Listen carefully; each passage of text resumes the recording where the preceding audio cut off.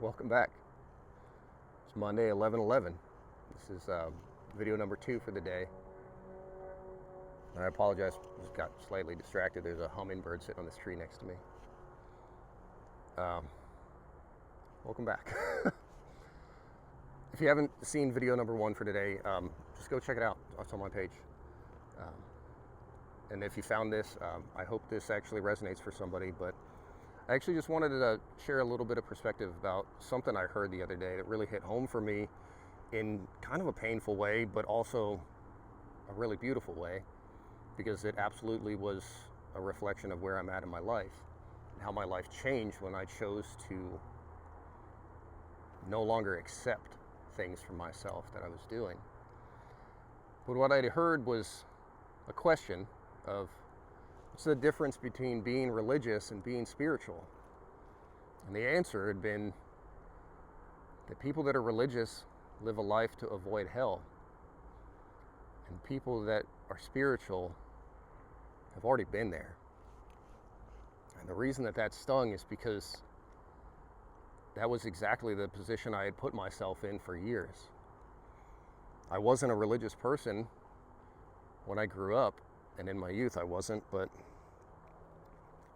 I ended up becoming a very spiritual person when my life changed a year ago, because I could no longer live in that self-imposed hell I had created for myself and the people around me through my own negativity, my own hurtful behavior, and my own projection out onto the world that everyone was out to get me. God wasn't looking out for me or listening to my prayers, and that the only reason I was still alive was because I wasn't living active defiance to God and my higher power.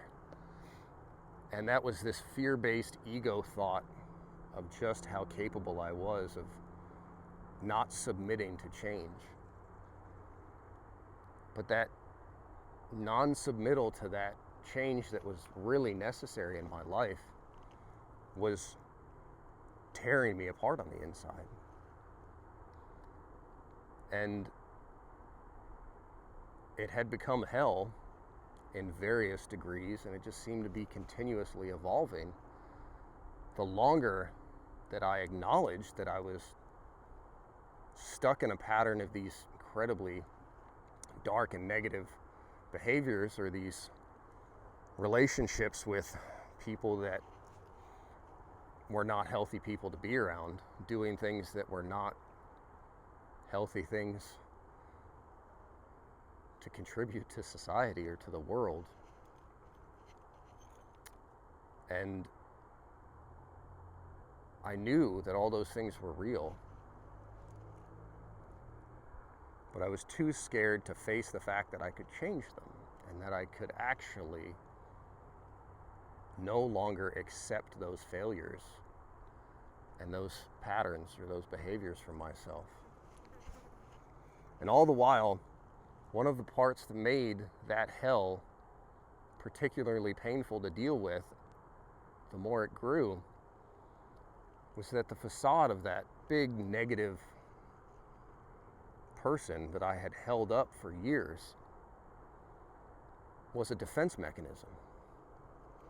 It was a fear-based ego that I built up this facade to try and protect this person that was vulnerable on the inside, that wanted to love people and had a capacity to do so, but was too scared to trust people, too scared to accept things at the face value of how they presented to me, too scared to show people that I was actually soft and squishy on the inside,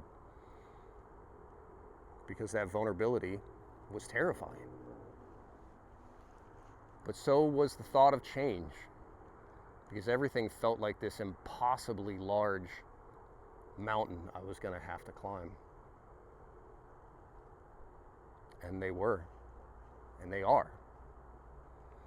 My life hasn't been over a very long timeline changing. This has only been about a year. But it is a stark contrast of what my life used to be like. I am a stark contrast of what I used to be like to people and to myself. And that was probably one of the biggest things that had to change for me, is that I had to accept that I wanted, deserved, and was capable of better for myself. And then as a result, for the people around me. And at the heart of this change was probably my lowest moment, where my darkness and my negativity had become so heavy that not only could I no longer bear it, but some relationships that were very important to me had already kind of succumbed to that darkness and that negativity. It was about to cost me my relationship with my son, which I wasn't going to accept. And it had already cost me a relationship that I had just started, but I had crushed under that weight and that darkness. But that was a relationship I figured that I wouldn't lose.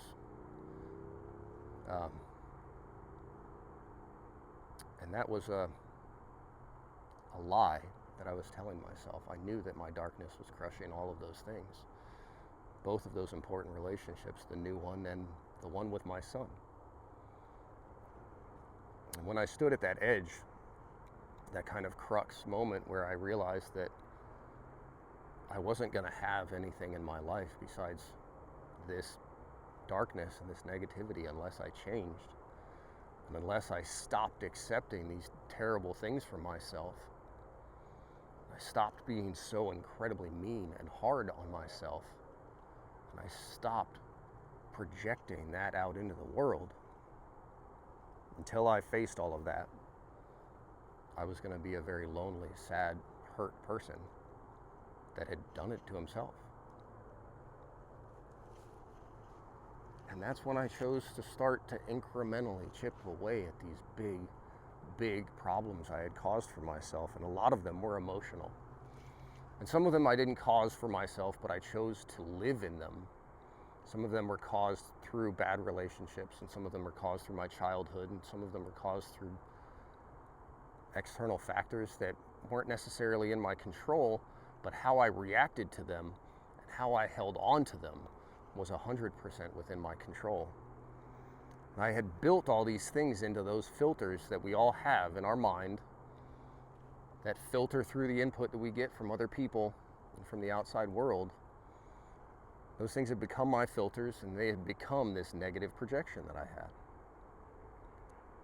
And I had to chip away at those, one small piece at a time. And I had been terrified to start that. But like I said in video number 1 from tonight,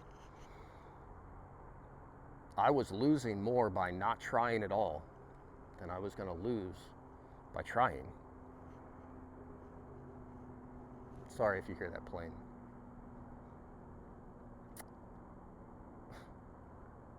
Squirrel. That pushed me into a very dark time in my life, but dark in what turned out to be a very beautiful way. It was a dark, lonely period of time, but I was forced to face a lot of hurt within myself, a lot of hurt that I had caused for other people. And then I had to accept 100% that I had the ability and the capability within me and the strength within me to undo those filters, to undo those barriers I had built up, to hide the vulnerable person on the inside that was dying to get out. I didn't really know 100% who that person was, but I just knew that that person didn't align with who I was showing the outside world. And as I started to rebuild those filters, I started to tear down those walls against my vulnerability. I started to allow myself to be authentic, be kind of nerdy, appreciate the music that I appreciate, be compassionate to people, be grateful for getting to wake up every single day, as opposed to ungrateful that things weren't going my way. When I started to become that person, which was more in alignment with my inner self,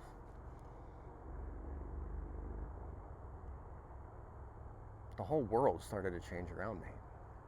And it didn't start to feel like every day was hell in the morning. It started to feel like every day was just a little bit better. And that every sunrise didn't seem like such an ominous thing that I was going to have to face another day fighting my will against my higher power and against the world. And that hell started to crumble into its own nothing. The more that I embraced my own strength and my own capability, and the more that I admitted to myself that I wanted to be the vulnerable, happy, authentic person that loved freely, laughed freely, and didn't care, not because I was being mean, but because I was being authentic. The more that I accepted that, and the more that I allowed myself to become that, the more that hell crumbled, and the more the world became a very beautiful place to live in. And the more the universe started to align me with the things that my actions had the intention of. It started to align me with better people in my life. It started to align me with these almost serendipitous situations in employment and in friendships.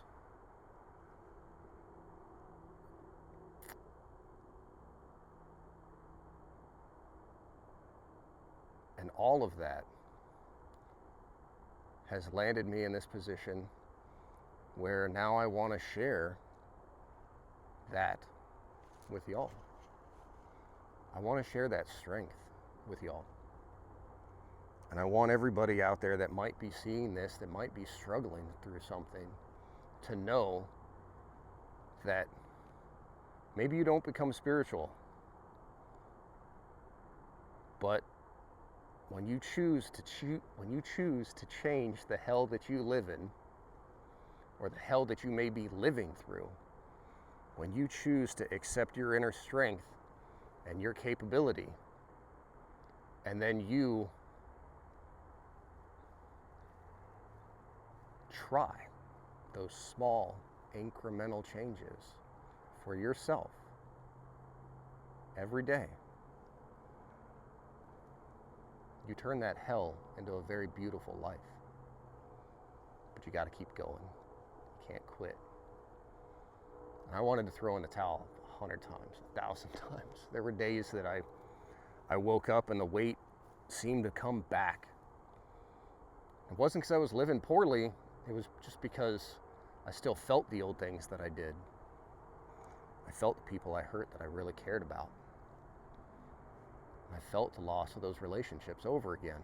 Some of those days I wanted to throw in the towel, throw my hands up into the air and submit to it being too difficult.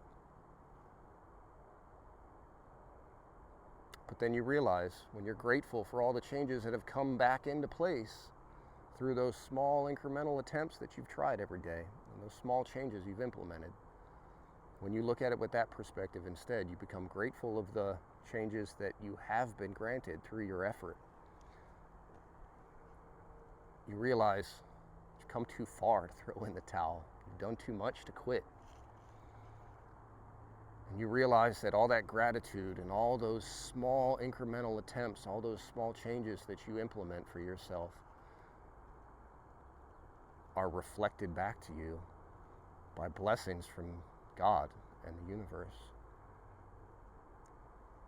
Because God will look out for you. The universe will look out for you when you're living right and you're looking out for yourself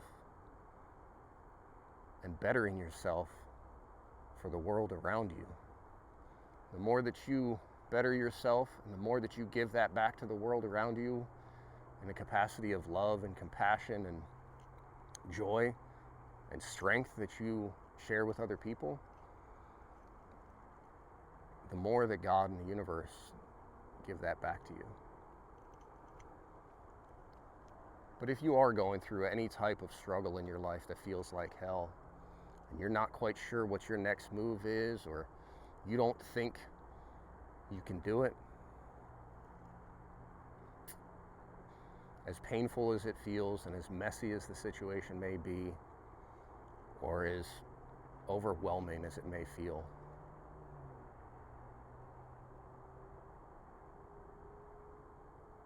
try.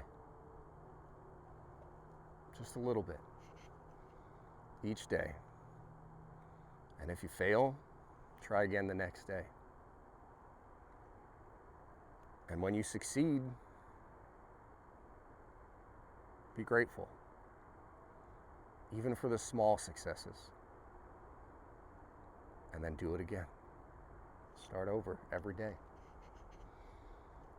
And all those attempts, all those moments that you choose to get up and face it and accept your inner strength and accept your inner capability,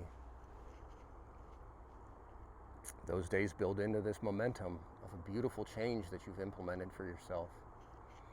And then it will shape a beautiful world around you, and you can begin to share that with the people around you as well. You will reshape the lives of the people closest to you. And the more that you reach out